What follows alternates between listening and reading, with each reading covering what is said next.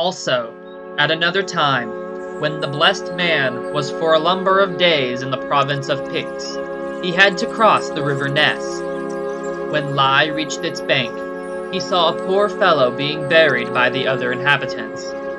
And the barrier said that, while swimming not long before, he had been seized and most savagely bitten by a water beast. Some men, going to his rescue in a wooden boat, though too late, had put out hooks and caught hold of his wretched corpse. When the blessed man heard this, he ordered, notwithstanding, that one of his companions should swim out and bring back to him by sailing a boat that stood on the opposite bank. Hearing this order of the holy and memorable man, Lunge Maku Min obeyed without delay, and pulling off his clothes, excepting his tunic, plunged into the water. But the monster, whose appetite had earlier not been sated, lurked in the depth of the river. Feeling the water above disturbed by Lunge's swimming, it suddenly swam up to the surface, and with gaping mouth and with a great roaring rushed towards the man, swimming in the middle of the stream. While all that were there, barbarians and even brothers, were struck down with extreme terror, the blessed man, who was watching, raised his holy hand and drew the saving sign of the cross in the empty air, and then, invoking the name of God, he commanded the savage beast, and said, "You will go no further. Do not touch the man. Turn back speedily." Then, hearing the command of the saint, the beast, as if pulled back by ropes, fled in a swift retreat. Although it had before approached so close to Lunge as he swam, there was no more than the length of one short pole between them.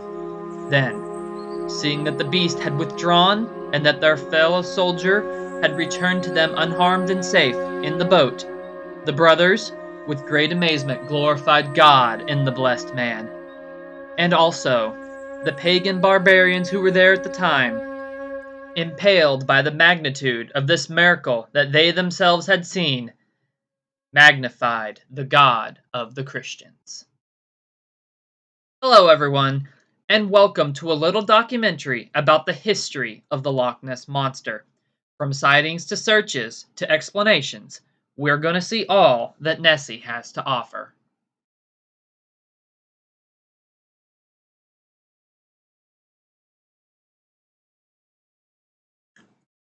Few, if any other, cryptids have had as many sightings as Nessie, and few others have as much potential evidence to support its existence. From supposed pictures, to films, to possible sonar images, there are many to go through. While lake monsters are nothing new, none are as famous as this beast, so let's hear its story. In this section, we will review eyewitness accounts and photos and video evidence of encounters with the beast, or that show evidence of the beast's existence, see if any have any validity, and cover any likely alternatives that exist, or show what these people saw instead of it being a monster when able. In this documentary, I am not going to try and sway you on if the beast exists or not with an argument. I'm going to state the evidence and the stories as it all exists, and if any of it has any validity, or if any of it can be disproven. So, I'm proud to present the complete, or as complete as I, one person, can piece together, history of the Loch Ness Monster. As read from earlier, the Life of Saint Columba by Adamnan, published in 565 AD, is often cited by many people as the first major sighting or encounter with the beast which would become known as the Loch Ness Monster centuries later. However, this event actually occurred in the River Ness, not the loch itself, a common misconception by some. Though, since St. Columba reportedly banished the beast, perhaps he made it flee into the loch itself. Now we have an origin story. In all seriousness, many do not see this event as being related to the modern monster at all, though it works as a good prelude story to the modern lore of it. And historians note that in the time it was written, water beast stories were very common, and this one likely recycled a specific one attached to the area. While people who believe in the monster's existence do nonetheless cite it as evidence for its existence, this story, while fascinating, is likely an independent anomaly, as no other recorded sightings would appear for over 1,000 years. Jumping to 1933 is when we now find ourselves entering the true era of Nessie. Though some claim to have sighted the beast in the late 1800s, those accounts were not made public until the 1930s as well, after others had claimed to see the beast around that time. We will cover the supposed earlier sightings before the ones that began occurring in 1933. In 1934, after interest in the existence of the monster had spread, a D. Mackenzie shared an account he'd allegedly experienced in either 1871 or 1872. In a letter, which contained the story, he described seeing something that looked like an overturned boat or log, which was, quote, wriggling and churning up the water, moving slowly before increasing its speed and vanishing. In 1888, Alexander MacDonald also reportedly saw a salamander-like creature roughly 50 yards offshore, which he described as a large stubby-legged animal. Before we jump back to 33, there was one sighting of an unknown animal in 1932. As you can see in this illustration, based on the description, other than the long neck and humped back, it doesn't really resemble the Loch Ness Monster at all. The animal wasn't even seen in the water, but rather on a road, like several other early sightings. But it's still an event to make note of. I've not seen anyone talk about this one before, and wanted to give it a mention. It is interesting, though, that even this far back there were sightings of a long-necked creature in the area. A possible clue to its real identification, maybe? Now we return to 1933 with one of the earliest cases of the monster as we know it today, one that drew a great deal of attention to the possible existence of the creature. On May 2nd, 1933, the Inverness Courier, a bi-weekly newspaper from the region of Scotland, published an article about a whale-like fish or large beast sighted by one Aldi Mackay and her husband as they were driving on April 15, 1930. Which was described as rolling in the water of the loch. She reportedly said, upon seeing it, "Look, the beast!" The same article claimed that the loch had been home to a fearsome-looking monster for generations. A fact Mackay apparently was also aware of during her sighting. The article of the sighting was written by Alex Campbell. Out of all the early accounts of the monster, the following is perhaps the most famous of them all, and has been credited as the origin of the name Loch Ness Monster. The George Spicer account. Credited as the catalyst for the modern interest in the monster, this sighting occurred on July 22, 1933, when George and his wife saw the, quote, most extraordinary form of an animal, unquote, crossing the road ahead of their car. George described the animal as being the nearest, quote, approach to a prehistoric animal that he'd ever seen in his life. And further added that it had an animal in its mouth. And he further described the beast as having a, quote, a long neck, which moved up and down in the manner of a scenic railway. He also added that it moved quickly, had a high back, large body, must have had webbed feet if it had any at all, and had vanished into the loch by the time he and his wife reached the spot that it had been in. The very road they were driving on during their sighting has been claimed to have been the cause of an increase of sightings for the monster, as it was new and allowed people to access regions around the loch which had been very isolated previously. Spicer's description does retain a long neck that the monster is known for now. Many other early sightings do not.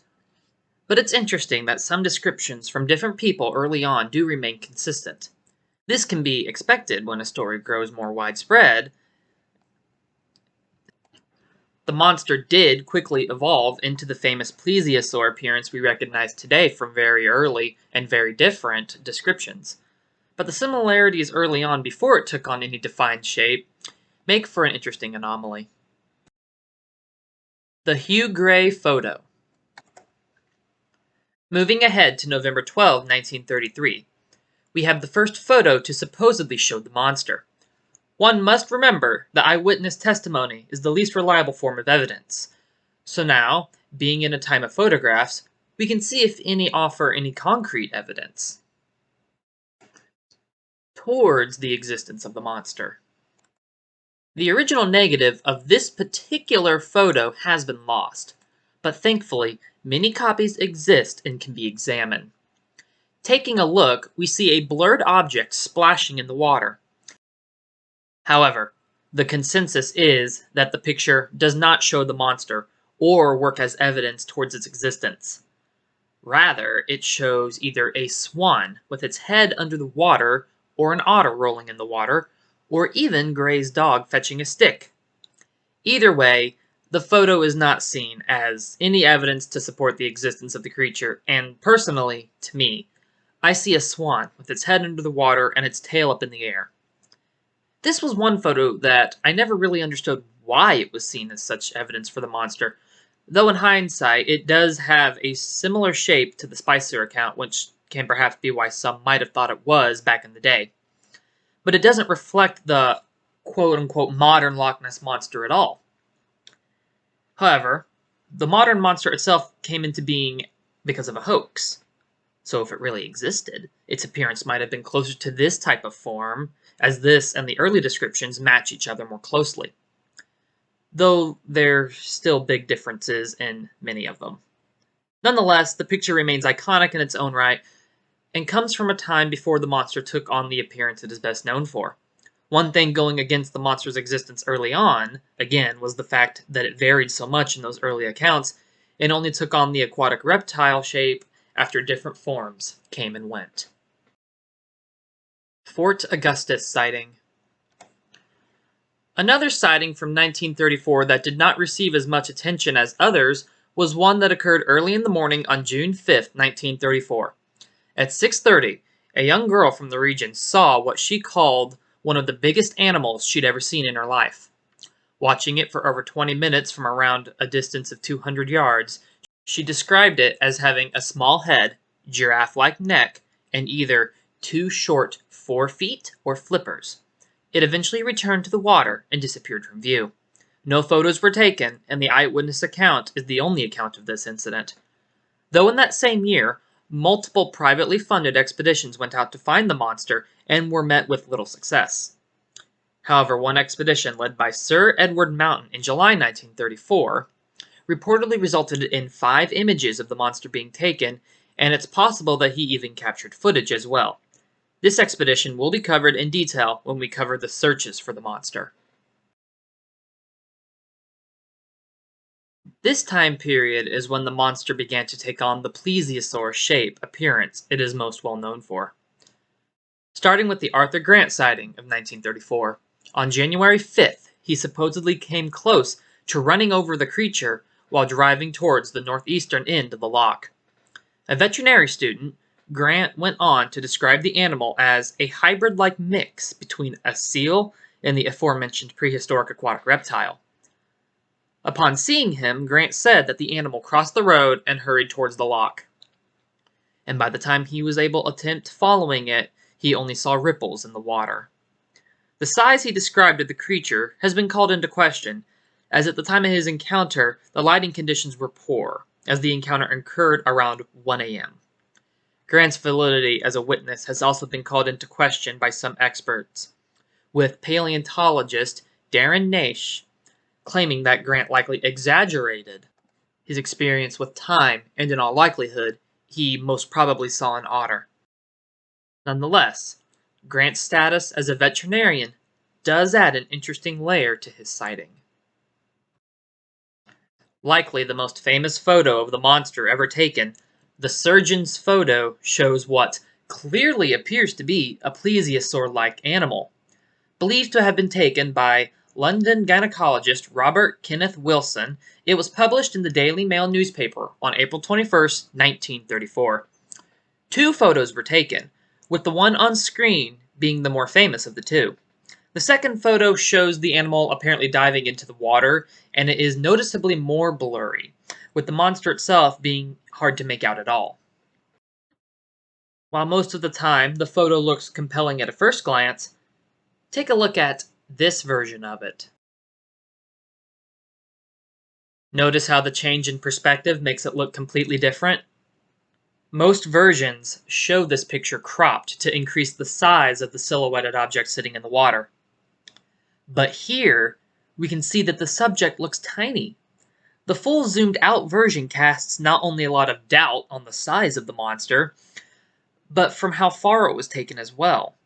It was claimed to have been taken from a road alongside the loch, and that might be possible if the ripple size clearly was not in line with that being from such a distance. Even the ripple size in the cropped version is enough to raise eyebrows. But here we see that the ripples are far from the only thing to make the object appear small. The validity of the photo was further examined in the early 1990s, and it was determined that the object in the picture was indeed tiny, between 2 and 3 feet long in fact. Ever since this discovery, most agree that the photo was indeed a hoax.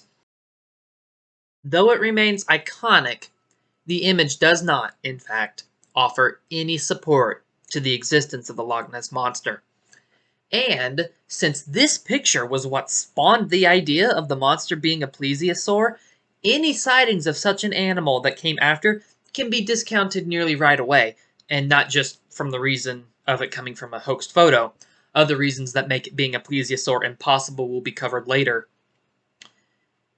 In addition to all of that, in fact, the photo was likely also created in retaliation. The monster in this photo apparently ended up being nothing more than a toy submarine. In 1975, the Sunday Telegraph ran an article describing how the subject in the picture was nothing more than a toy submarine built by Christian Sperling and bought from the Woodruffs. Sperling apparently did so because his father-in-law, M.A. Werthal, was publicly ridiculed by the Daily Mail for faking a collection of footprints he claimed to be from the monster. The photo remains iconic, and the most famous and well-known Loch Ness Monster photo today. It even got a Google Doodle for its 81st anniversary, and is the one that maybe comes to mind first for many when they think of the beast. But despite the legacy it holds, it is nothing more than a hoax, and cannot be treated as any form of evidence to the monster's existence or to its real identity. The Taylor film. This is going to be a very short section as there's not much to say about it.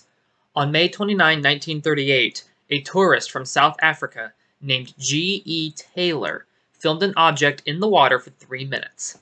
Later, it was ruled it was most likely a floating object rather than something alive. The full film can be found on YouTube, uploaded by the National Library of Scotland. I'll link it in the description.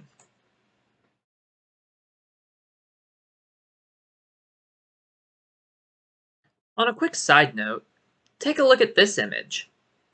Here we see a cartoon drawing of Nessie. At the same time that the sightings were occurring, the government ruled that finding out if the monster really existed would be near impossible due to the depth of the loch, but also ruled that Nessie was such a source of interest for the public that the sightings should be allowed to continue, whether or not she actually existed. Here we see a cartoon from this time period, and it reflects how newspapers viewed talking about the monster during a time of economic crisis. The publication that this art originally appeared in is unknown, and it was uploaded to the internet by the Scottish Archives for Schools, along with the item we'll be covering next. While not a sighting of the creature, this was something I'd not seen covered anywhere else, and I just felt that it was worth sharing.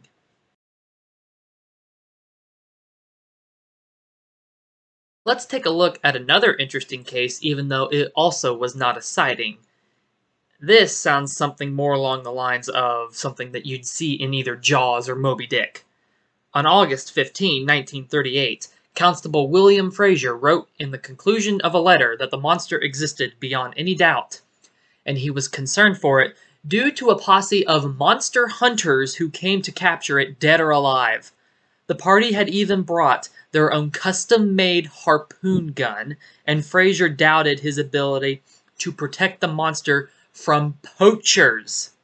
The letter itself was released by the National Archives of Scotland, now known as the National Records of Scotland, in 2010. I will read the letter right now in full, and the letter will be on screen if you'd like to follow along with me. Sir, the Loch Ness Monster.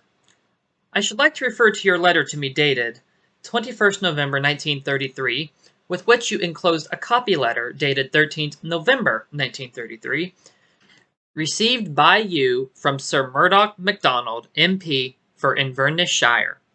In my reply to this correspondence, dated 23rd November 1933, I indicated the only step which the police could usefully take was to warn the people resident in the neighborhood, and as many as possible of the visiting public, that the preservation of the monster was desired. It has now come to my notice that Mr. Peter Kent and Miss Marion Sterling, both of London, are determined to catch the monster, dead or alive. Mr. Peter Kent visited Fort Augustus on Friday, 12th August, and was seen there by my officer stationed at Fort Augustus, to whom he stated that he was having a special harpoon gun made, and that he was going to return with some 20 experienced men on the 22nd of August for the purpose of hunting the monster down. That there is some strange creature in Loch Ness seems now beyond doubt, but that the police have any power to protect it is very doubtful. I have, however, caused Mr. Peter Kent to be warned of the desirability of having the creature left alone, but whether my warning will have the desired effect or not remains to be seen. If you have any suggestion to make or can offer any guidance in the matter, I shall be grateful. I am, sir, your obedient servant, William Fraser, Chief Constable. Back to proper sightings now. Let's take a look at Nessie's appearance in 1943. With the threat of Germany being a very real one at the time, looking for a monster in the loch was the last thing anyone was thinking about. However, Nessie did make an appearance during the conflict. C.B. Farrell of the Royal Air Observer Corps was on duty one day in May 1943, with the job of watching for enemy bombers, but instead he saw a monster in the loch that submerged without any movement of the water. He described the beast, which he saw from 250 yards away, as having a roughly 20 to 30 foot long body, with its neck being as much as 5 feet above the water. The monster had large eyes and an apparent fin. After it submerged, he didn't see it again. Though perhaps this account comes from a more reliable source than others, why would a Royal Air Corps member make something up like this, especially during a war? We have to remember, again, that eyewitness testimony is the least reliable form of evidence. With no pictures or other evidence, this account, and others like it, have to be taken with a grain of salt. The pilot could very well have seen something in the loch, but we cannot rely on testimony alone for proof of the monster's existence.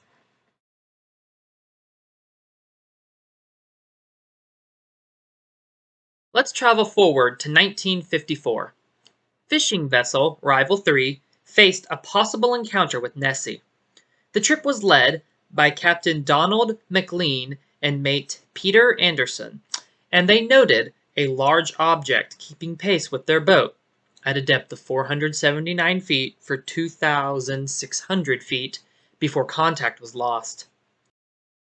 Results from this event were deemed inconclusive evidence for the monster. In 1961, there was an experiment done by Birmingham University using vertical echoes sounding from the surface, which also found nothing. Similar sonar experiments continued throughout the 1960s, but due to the large number and minimal incidents of note that occurred during them, I won't be going into details for each. However, the sonar images from the 1970s will be examined in detail when we get to them. Take a look at this photo. It's a dramatic and beautiful shot, no doubt, with the castle overlooking an object swimming in the loch. Taken by Peter McNabb on July 29, 1955, we can see 2 humps of some kind in the water. The object in the photo is not known for certain, but it is widely thought to be another hoax. And this fact was only further supported by the discovery of a second version of the picture that differs from the one originally shared. In the second version, the object, which McNabb reportedly said was moving, is in the same place, despite the camera having obviously been moved and set up again in a second location.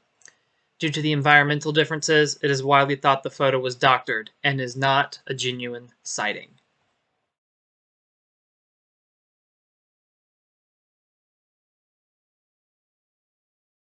Take a look at this footage. Then we're going to discuss it.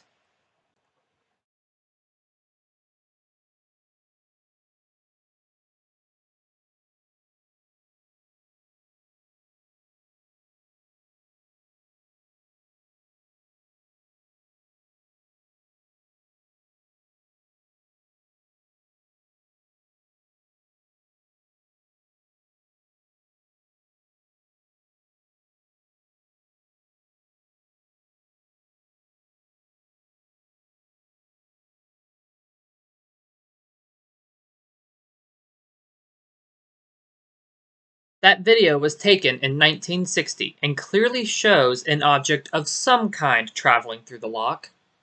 The individual filming was Tim Dinsdale, an aeronautical engineer born in 1924. Also a cryptozoologist, he became interested in the Loch Ness Monster. In the late 1950s and in 1960, he made a solo expedition out to the loch and captured that video after 6 days of observation. He was so convinced that he'd truly seen the beast and captured it that he made a comparison the next day to try and ensure that the object in the footage wasn't a boat. The footage itself clearly shows a shadowy object moving along the surface of the loch. Various tests on the footage have been done, some of which seems to show a man on a boat or similar source for the hump shape visible in the videos. Others who examined the footage felt certain that the object was imminent. Dinsdale seemed to be very passionate and excited about the creature, and while the video of the sighting likely shows only a boat, I do not believe this was an intentional hoax, but rather what he thought was a genuine sighting of the beast.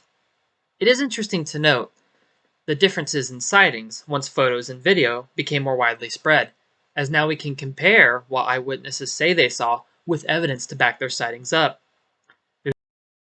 There's a reason around this time was when it was beginning to be clear that most sightings could be ruled as hoaxes. However, there is one thing of note to add to this case. In 1993, a documentary was produced by Discovery that enhanced the film, and a shadow appeared which seemed to show a body and rear of a large creature. One of the individuals who worked on the documentary stated, "Before I saw the film, I thought the Loch Ness Monster was a load of rubbish. Having done the enhancement, I'm not so sure." Also in 1960, the O'Connor photo of the monster was taken. Again, it shows a plesiosaur-like shape, with the familiar long neck, and at first glance, it seems like promising evidence. But it was proven to be a hoax, partially by the light of the camera flash. It did, however, appear on the front page of the Weekly Scotsman, June 16, 1960, with the article titled, "The Monster Surfaces." The reason the photo has been deemed a hoax is that the monster is sitting still when O'Connor said it was moving. The flash has been proven to have come from well above the water when O'Connor claimed he got into the water to take the picture, and that when investigator Maurice Burton visited the spot, 3 bags and a ring of stones were tied together with a string and a stick, and the setup matched the subject in the photo exactly.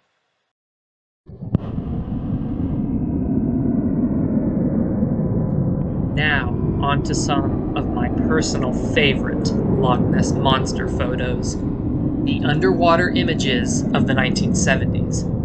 Iconic, and as a kid, they had me convinced, especially the flipper photo shown at the very beginning of the video. Now, do they show any true evidence of the monster's existence, or can they all be ruled out as misidentifications? As technology advanced, the ability to search for proof of the monster increased, and now people could search underwater for it when they could never do so before. In 1987, Operation Deepscape, which was at the time the most ambitious sonar-based survey of the loch, found 3 targets underwater which could not be explained. And you'll remember, in the 1950s, sonar showed an object following a boat for an extended amount of time. But now, let's examine the underwater photos from the 1970s. The Academy of Applied Science combined sonar and underwater photography for the first time. At first glance, this one, known as the flipper photo, seems promising, showing a flipper-like shape you'd see on a plesiosaur or other prehistoric aquatic reptile. Some view it to be proof of the monster, and again, when I was a kid, I found it pretty convincing as well, swimming by the camera. It really seems like something swam right under the camera, doesn't it? The image was captured on a night in 1975, and upon being developed and enhanced, the idea of the monster being real had never been taken so seriously by so many. Many agreed the object in the image looked like what the flipper of an aquatic prehistoric creature would look like. However, many scientists took issue with the notion being pushed that the picture proved an animal extinct for over 65 million years was in fact still alive, and the validity began to be questioned quickly. The fact that the picture had been enhanced was called into question by many, with several believing it was done to deliberately improve the case for the creature. Today, it is accepted that the picture is just the muddy bottom of the loch and nothing more. If you need more evidence, the fins are also massive, over 6 feet long. The photos were even used to give the monster an official species name, which I will now butcher, but I will also put it on screen so you can see it. Nessie Rhombompteryx. While the original version of the flipper image does not seem to show the flipper shape in any clear detail, interest in the monster was rekindled by it. Another sonar incident occurred in the 1990s when an object the size of a small whale was detected moving through the water, and marine biologist Arne Carr agreed the unknown object appeared to be biological in nature. Like I said earlier, many might think of the surgeon's photo first when thinking of the beast, but the flipper photo is often the one that first comes to my mind when I think about Nessie.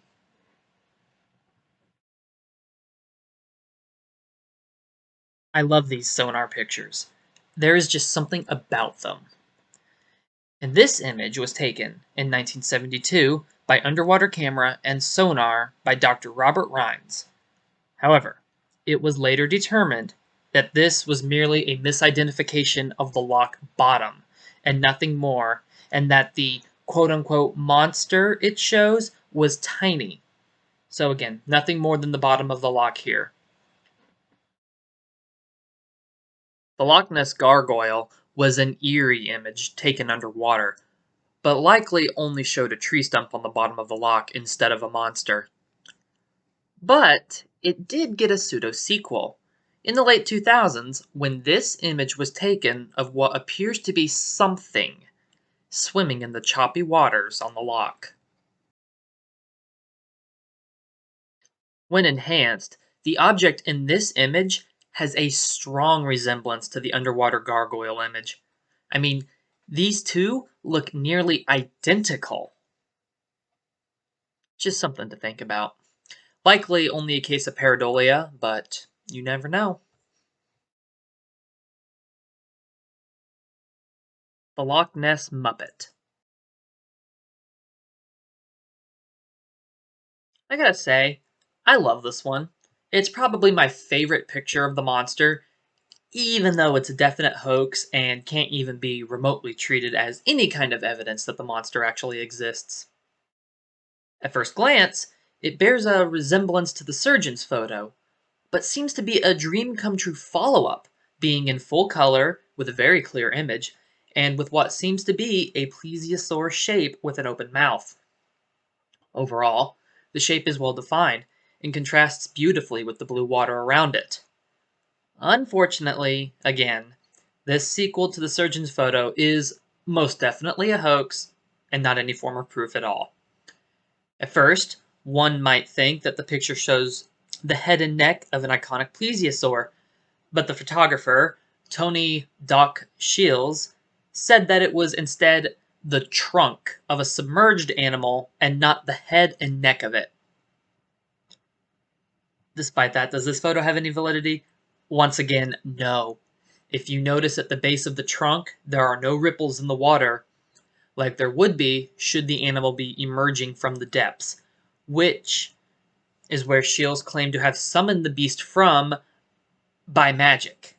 He claims to be a wizard of the Western world and has been known to be behind other creature hoaxes in the past. One such hoax he is associated with is that of the photos of Morgraw. The fact it supposedly shows a trunk of a submerged animal rather than the head of a plesiosaur is just bizarre. When the good doctor claimed a whole new appearance for the monster, but still ended up with a photo clearly resembling the aforementioned reptile. Personally, I think it looks more like a plesiosaur than a thing. And the fact it is not supposed to be the famous reptile just makes this one funny. The white speck you see near the waterline is in fact supposed to be an eye. But yet again, it looks like you can see an eye on where they would be on a prehistoric reptile like a plesiosaur too. Shields called the animal an elephant squid, and maybe a ghost too. Either way, I still see a plesiosaur. So, this is another one that can be ruled out as any kind of evidence for the monster's existence pretty conclusively.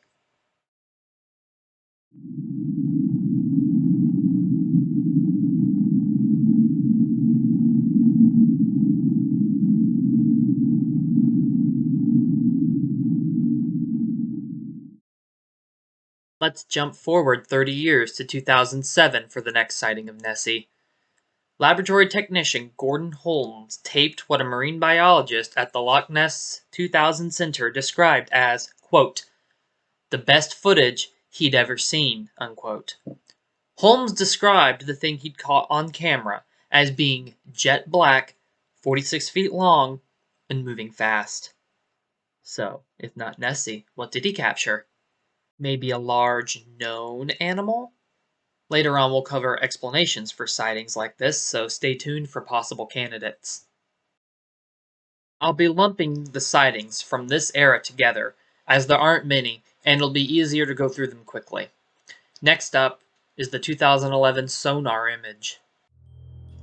In late August of that year, boat captain Marcus Atkinson photographed a 4.9-foot object on sonar that appeared to be tailing his boat at a depth of 79 feet for a period of 2 minutes before it vanished. In 2012, scientists from the National Oceanographic Center agreed that the image showed zooplankton or algae. On August 13, 2012, just under a year after the 2011 sonar occurrence, skipper George Edwards, who claimed to have searched for the Loch Ness Monster for 26 years, brought forward images he claimed he took in early November 2011. He went on to say, quote, in my opinion, it probably looks like a manatee, but not a mammal. When people see 3 humps, they probably are just seeing 3 separate monsters, unquote. When examining his Nessie photo, some experts have questioned its authenticity. They pointed out it resembled fiberglass humps from a National Geographic documentary Edwards had participated in. Though Edwards eventually admitted his 2011 image was a hoax in 2013, he went on to say another photo he took in 1986 was genuine.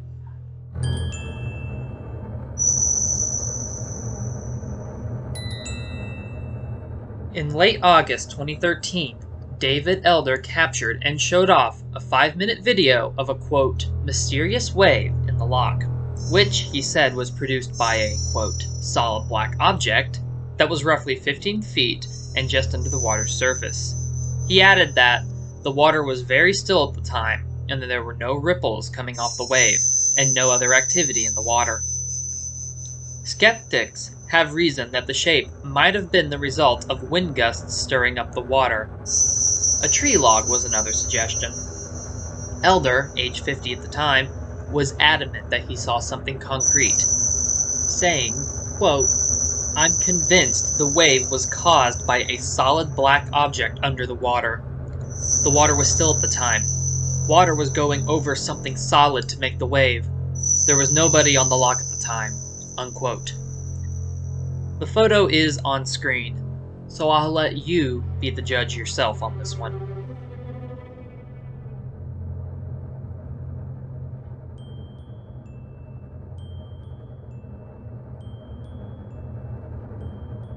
I love this one. I really do. This photo is a satellite image, and it shows what definitely looks like a large creature in the water. The shape clearly seems to have a body, with a head, fins, tail, and so on. And honestly, it reminds me of the armored prehistoric fish from the Devonian period. No, the Loch Ness Monster is not a kaiju Dunkleosteus. I am not claiming that to be the fact. That'd be even more extreme than it being a plesiosaur. The loch is only 10,000 years old. How would a 400 million year old fish be there? More so, how would a Dunkleosteus have survived the Devonian mass extinction, and how would it have vanished from the fossil record for 400 million years? It wouldn't. Again, I'm not claiming it's a Dunkleosteus, it just looks like one. So, what does this picture show? Well, I clearly am not the only one who sees a well-defined body with a creature in this. The person who discovered it agreed. Andrew Dixon, one of two people who first, separately mind you, spotted the object, said, quote, "It was a total fluke that I found it. I was looking at satellite images of my town and then just thought I'd have a look at Loch Ness." Unquote. He then went on to show the picture to the president of the official Loch Ness Monster fan club, and their response was, quote, "It looks like a boat wake, but the boat is missing. You can see some boats moored at the shore, but there isn't one here. We've shown it to boat experts, and they don't know what it is. Whatever it is underwater heading south, so unless there is a secret submarine trials going on in the loch, the size of the object would make it likely to be Nessie."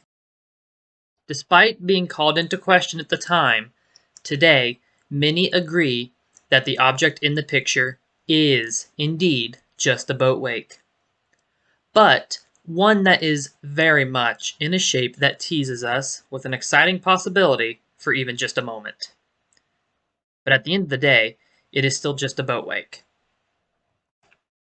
If you look at satellite images of boat wakes, it's not uncommon for some of them to resemble a sea monster type shape at all.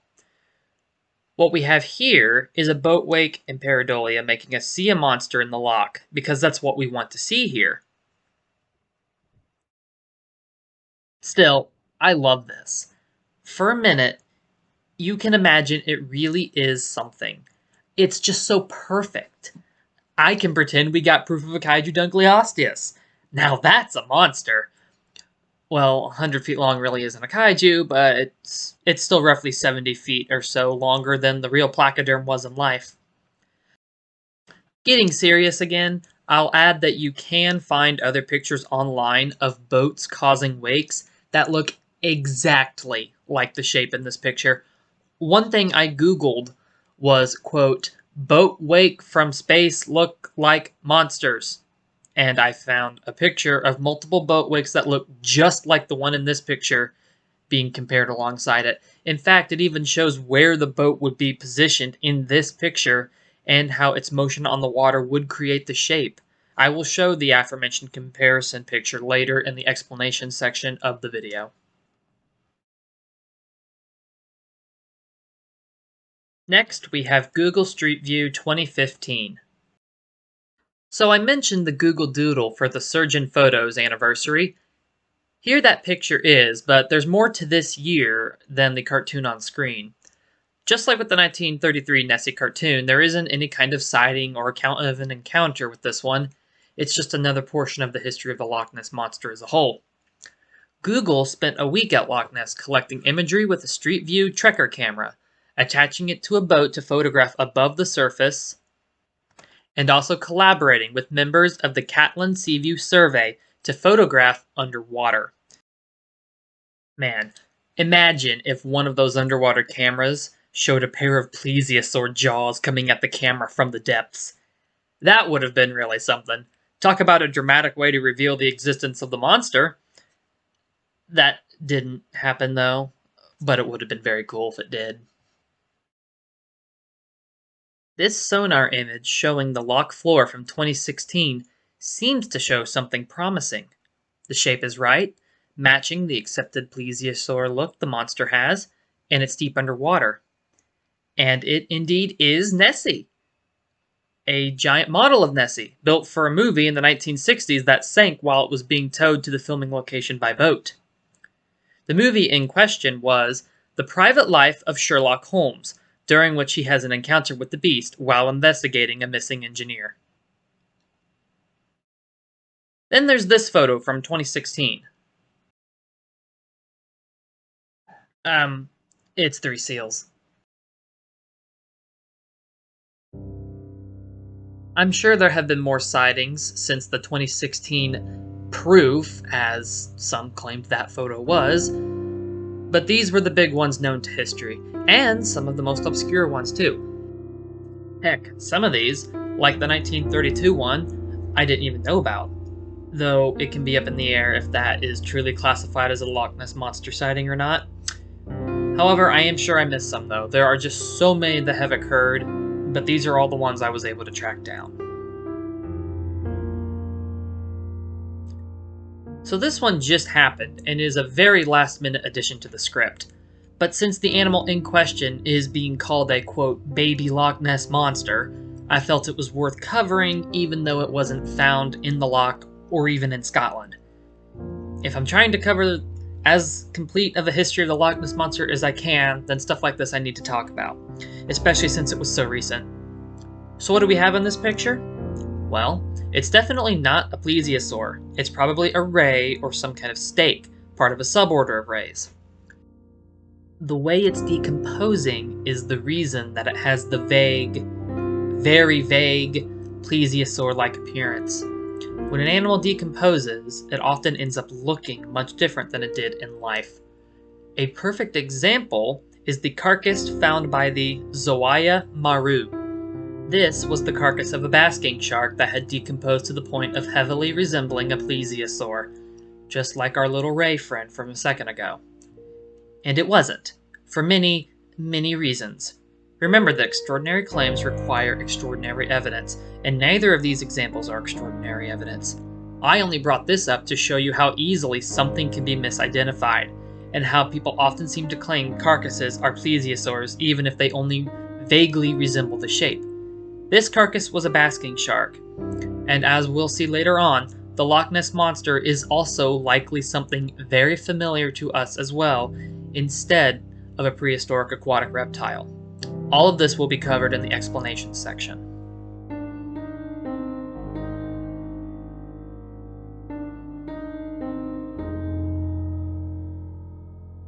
Though today the common depiction of the Loch Ness Monster is that of an extinct prehistoric aquatic reptile from the time of the dinosaurs, the earliest appearances of it did not appear as such. With time, and continuous accounts of encounters with the animal, its appearance had some specific features that remained familiar, but overall its full appearance clearly evolved into the well-known appearance it has today.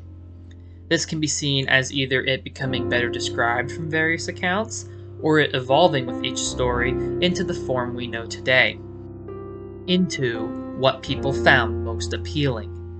Basically though, the more the monster appeared, the more it became a plesiosaur. As we see in some of the early accounts, its appearance was far from that. Let's examine the appearance of it in the Spicer account, the huge drawing, and the surgeon's photo. Out of these three, the one that is best known is what the monster became best known as. If the beast had been real, then its appearance wouldn't change so utterly from one early sighting to another, all the way to the ones that became the most iconic and well-known. In the early accounts, the monster lacked a defined shape. What was reported lacked detailed features and instead only had ones that were vague and without any true form. Take a look at the Spicer monster again. What do you see here? A blob-type shape, without any features the defined Loch Ness Monster is known for having, aside from the long neck. Honestly, it seems like this was more of a blank slate that the myth built upon and developed from, as others added their own accounts on top of it. The protoform we have here is close enough that it is easy to see how it would evolve into the plesiosaur shape in time. Other early cases that predated the surgeon's photo, when the consensus that the monster was a plesiosaur carried forward, all vary in appearance greatly. The early reports all take the monster and tweak it slightly, some of which had better responses to than others. The long neck aspects seem to have been there from the beginning, possibly a case of pareidolia as well. YouTube channel Trey the Explainer cites this aspect as being a possible carryover from the release of King Kong in 1933 in his own Loch Ness Monster investigation, which is an interesting point as the film features a brontosaurus in a swamp which greatly resembles what the Loch Ness Monster became known for in appearance, a long neck and humped back being examples. One wide shot from the film is almost exactly how the monster would appear later on in the surgeon's photo. There is no evidence that this actually occurred, but I thought the idea was interesting enough to at least think about. It was only later, after a handful of early reports of the monster, all of which varied when it came to the monster's appearance, that it, the monster, became established to be a plesiosaur or similar looking creature, and, other than the Loch Ness Muppet photo, most photos that followed at least played along with this trope.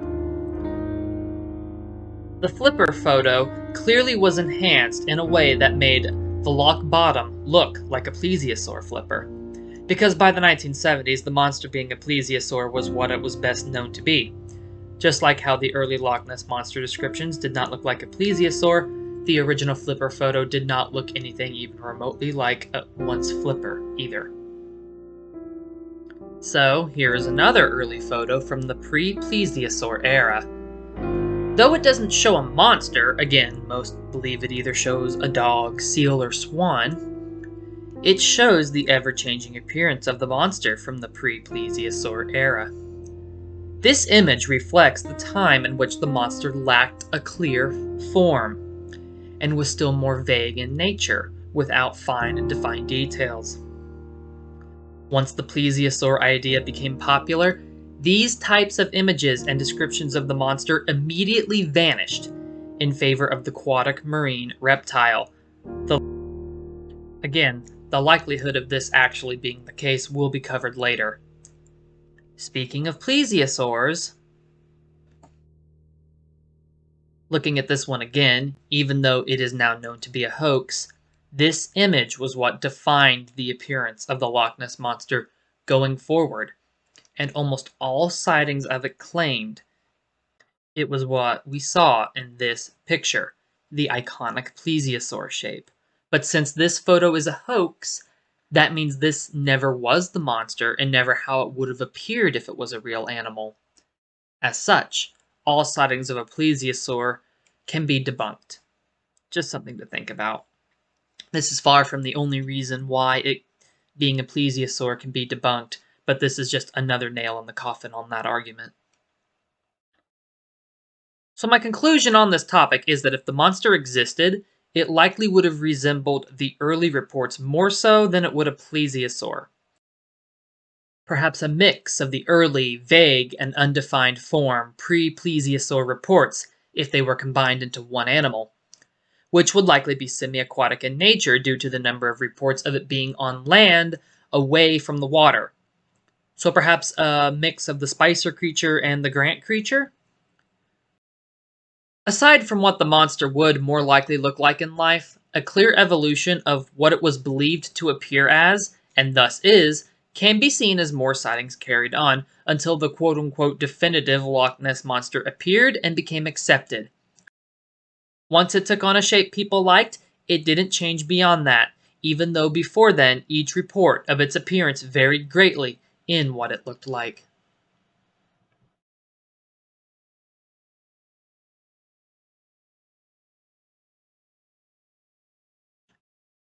Though I did touch on searches in the first section, ultimately I was more focused on unplanned sightings and photo evidence. Now let's dive into some of the full expeditions undertaken to look for the monster, including the recent eDNA search. Searches continue right up to this day. Again, the eDNA search was just from a few years ago. And on average, every year there are roughly 10 sightings of unknown creatures in the loch. Though sightings are comparatively rare since over 400,000 people visit the loch each year. As we've covered, people have reported modern sightings of something around the loch since as early as the 1930s. From that obscure one from 1932 to the very well-known ones from 1933 and 1934. But what about the proper expeditions to find the animal rather than just people reporting encountering it by chance? Be that chance seeing something from their home or almost running it over at 1 in the morning. Did these proper expeditions find anything along the lines of what they were seeking?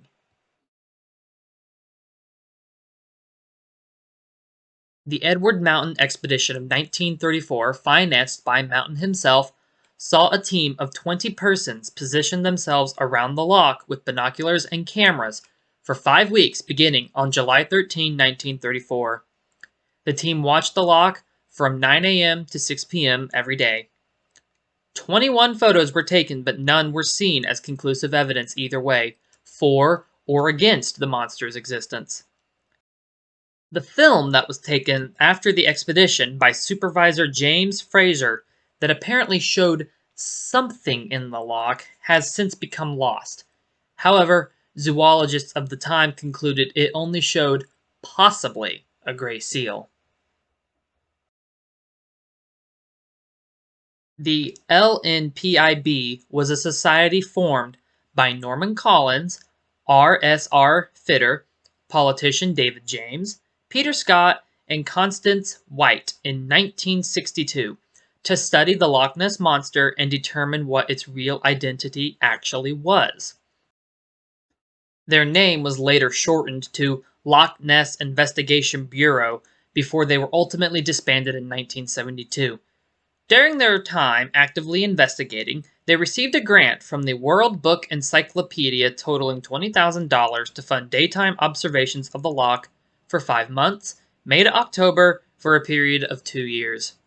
These teams were provided with a large number of picture and film cameras, a 35mm movie camera, and in 1969, the LNPIB's annual report said that they had 1,030 members, and over half of those members were from the UK.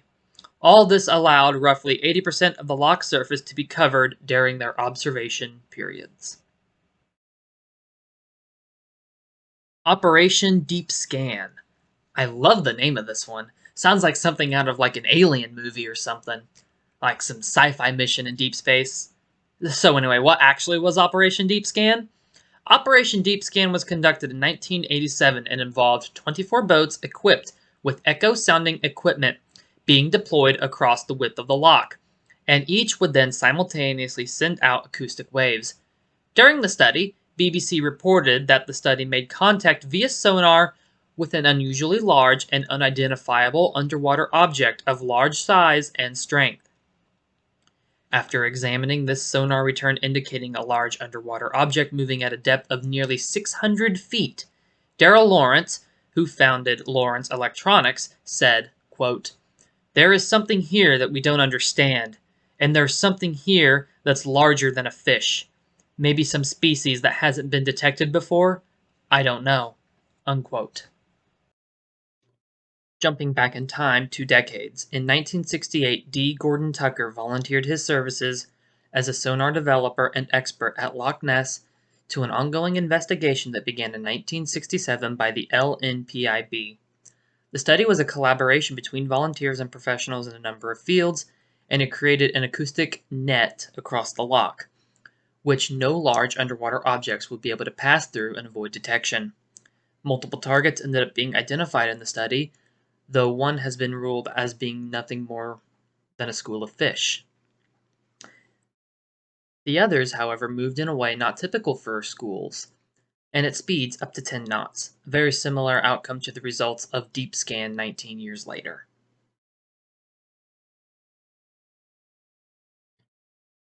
Unfortunately, this is where I have to end part 1. I have to split this into 2 episodes. My editing software basically could not handle the project file getting much bigger, and I nearly lost days of recording and editing.